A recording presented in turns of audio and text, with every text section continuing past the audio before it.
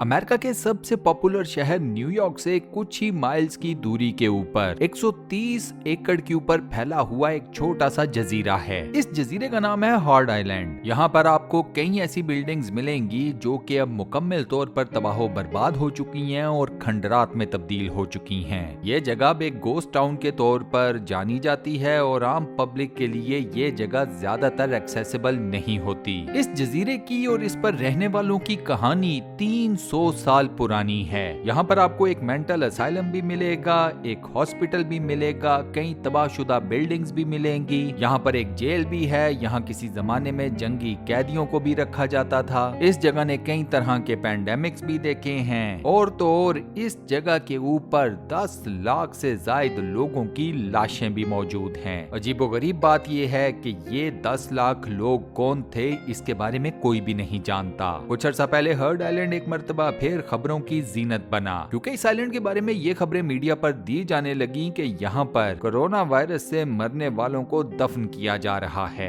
आज की इस वीडियो में हम बात करेंगे दुनिया के इस इंतहाई अजीबोगरीब और पुरअसरार जजीरे के बारे में। ये वीडियो बेहद मजेदार होने वाली है, तो इसे शुरू से लेकर आखिर तक कंप्लीट जरूर देखिएगा। तो चलिए शुरू करते हैं। ये आइलैंड भी जब कॉलोनाइजेशन की नजर हुआ तो जो यहाँ पर नेटिव अमेरिकन थे यानी कि रेड इंडियंस, उन्हें यहाँ से भगा दिया गया। उसके बाद ये जजीरा कई अमीर अमेरिकन फैमिलीज के कब्जे में आ गया। इन अमीर अमेरिकन फैमिलीज को जब किसी मुसीबत के वक्त छुपना होता तो वो इसी जजीरे पर आकर छुप जाते। इसके बाद ये जजीरा एक अमेरिकन रेजिमेंट के अंडर आ गया।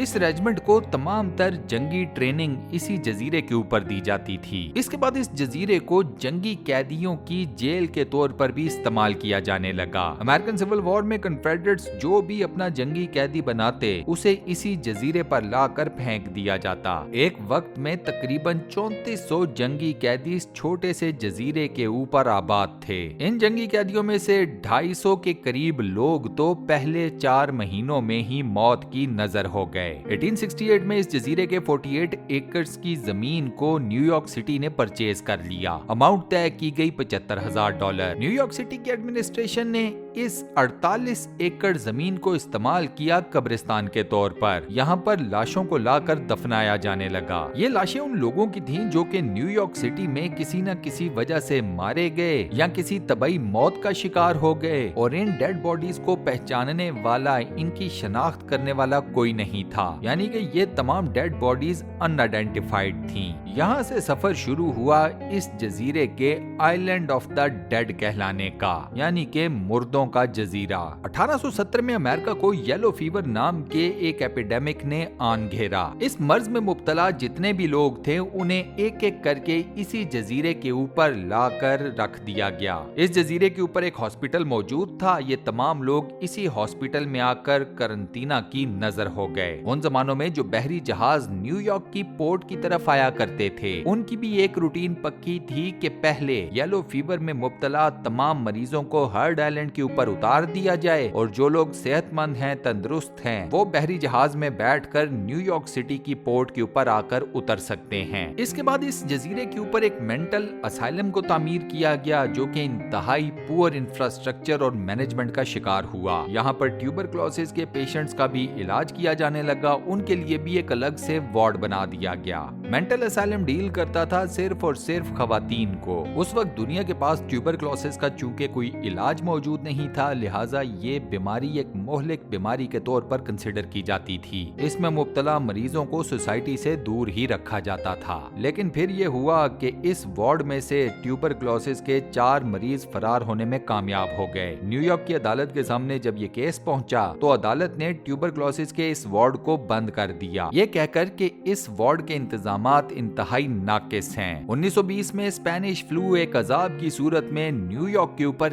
कहर बनकर आन टूटा। एक रफ एस्टिमेशन के मुताबिक 20,000 न्यूयॉर्क के शहरी स्पेनिश फ्लू की नजर हो गए। अब इन तमाम लोगों को भी हर्ड आइलैंड के कब्रिस्तान में ही लाकर दफन किया गया। 1924 में रायली नाम के एक अमेरिकन बिजनेसमैन ने इस जजीरे के ऊपर एक छोटा सा टुकड़ा खरीदा। रायली इस जमीन के टुकड़े के ऊपर एक अम्यूजमेंट पार्क बनाना चाहता था जो कि उस जमाने में काफी ज्यादा डिफरेंट कॉन्सेप्ट के साथ बनाया जा रहा था। इस अम्यूजमेंट पार्क को बनाने की रीजन बड़ी ही सिंपल थी। ये अम्यूजमेंट पार्क बनाया जा रहा था स्याह फार्म अमरीकियों के लिए, क्योंकि ये वो वक्त था जब स्याह फार्म अमरीकियों के अमेरिका के अंदर ही कोई हकूक नहीं थे और न्यूयॉर्क के अंदर किसी भी दूसरे अम्यूजमेंट पार्क में किसी भी स्याह फार्म अमरीकी को घुसने तक की इजाजत नहीं थी। इस अम्यूजमेंट पार्क तक रसाई के लिए रायली ने 60 स्टीम बोट्स तक खरीद ली, लेकिन फिर हुकूमत ने इस अम्यूजमेंट पार्क की कंस्ट्रक्शन के ऊपर पाबंदी लगा दी। हुकूमत की तरफ से रीजन ये दिया गया कि एक अम्यूजमेंट पार्क जो कि एक हॉस्पिटल और एक जेल के बिल्कुल साथ बने, ये उन्हें किसी भी सूरत में मंजूर नहीं। दूसरी जंग अजीम के बाद इस जजीरे के ऊपर एक बार फिर जंगी कैदियों को लाकर फेंका जाना शुरू कर दिया गया। इसके अलावा यहाँ पर एक स्पेशल किस्म का शेल्टर होम भी डेवलप किया गया। ये शेल्टर होम बनाया गया होमलेस लोगों के लिए। ये शेल्टर होम एक टाइम के ऊपर तकरीबन 2000 होमलेस लोगों को अकोमोडेट कर सकता था। यही शेल्टर होम आगे चल के एक रिहाब सेंटर में तब्दील हो गया, जो कि अल्कोहल से जान छुड़ाने वालों का रिहाब सेंटर बना। अब जहाँ पर इस जजीरे के दूसरे तमाम हिस्सों में मुख्तलिफ किस्म की activities with the passage of time जारी और सारी थी,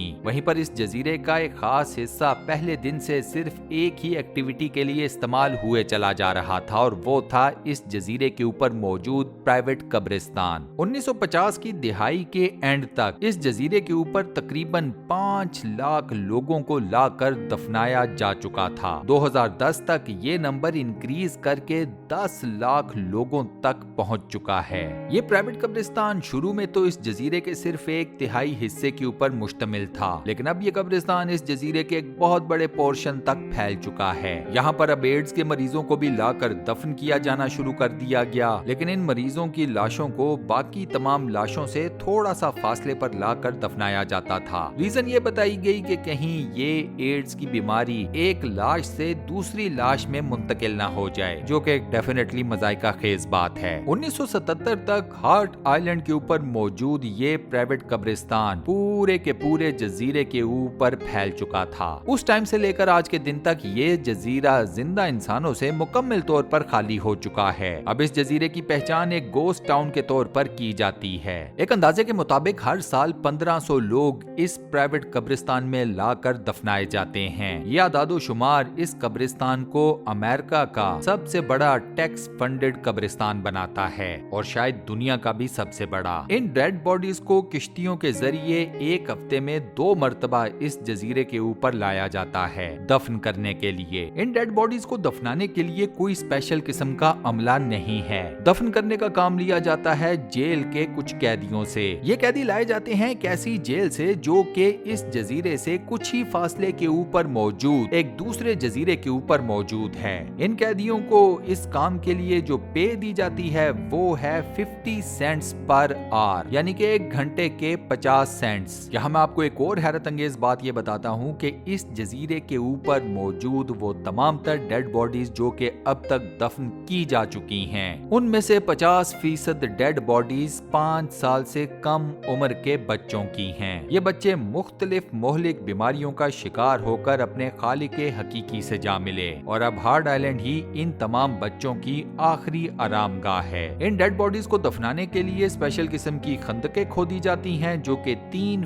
फीट तक गहरी होती हैं। ताबूतों को एक दूसरे के ऊपर रखा जाता है और उसके बाद उनको दफन कर दिया जाता है। नॉर्मली एक साइड के ऊपर 3 ताबूतों को एक दूसरे के ऊपर रखा जाता है। बच्चों के कॉफिन्स चूंकि छोटे साइज के होते हैं, लिहाजा उनकी तादाद डेफिनेटली 3 से काफी ज्यादा होती है। साल 2015 तक किसी भी आम शहरी को इस प्राइवेट कब्रिस्तान का विजिट तक करने की इजाजत नहीं थी। इस जजीरे के ऊपर जितने भी लोगों को दफन किया गया है उनका भी कोई खास रिकॉर्ड मौजूद नहीं है। वो लोग जो अपने प्यारों को खो चुके हैं और उन्हें नहीं पता कि वो इस वक्त कहां पर दफन हैं, उनके लिए ये तमाम तर मामलात काफी ज्यादा दुख के हैं। अब ये जजीरा आसेब ज़दा भी कहलाता है, होम ऑफ द डेड भी कहलाता है। इससे मुतल्लिक अमेरिका की सोसाइटी में कई तरह की अजीबोगरीब किस्म की कहानियां भी मशहूर हैं। एक बहुत बड़ी तादाद लोगों की किसी न किसी डर की वजह से ही इस जजीरे का रुख नहीं करती। और दोस्तों, इसी के साथ हम अपनी आज की इस वीडियो को यहाँ पर करते हैं दी एंड। आज की ये वीडियो आपको कैसी लगी, वॉइस ओवर कैसा लगा, मुझे नीचे कमेंट सेक्शन में जरूर बताइएगा। वीडियो को बंद करने से पहले आपसे एक छोटी सी रिक्वेस्ट, और वो ये कि अगर आपने अभी तक हमारे इस चैनल को सब्सक्राइब नहीं किया हुआ तो बराए मेहरबानी चैनल को सब्सक्राइब जरूर कर लें और साथ बने हुए बेल के आइकन को लाजमन प्रेस कर दीजिएगा। बाकी अपना बहुत ख्याल रखिएगा। इंशाल्लाह मुलाकात होती है किसी नई बेहतरीन